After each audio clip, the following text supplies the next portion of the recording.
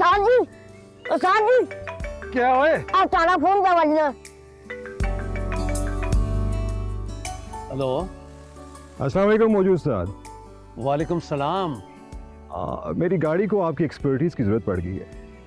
साहब आप फिक्र ही ना करें, आप प्लीज किसी को भेज दें, चेक करा लें जरा। मैं अभी किसी को भेजता हूँ।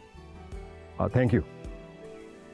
ओए जी, कोई काम कर इधर अच्छा जल्दी। ठीक।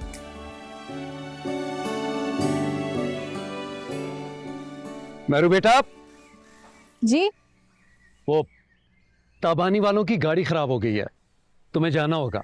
मैं अभी चली जाती हूँ। और हाँ, वो जरा नाक नखरे वाले लोग हैं, संभल कर। फिक्र ना करें।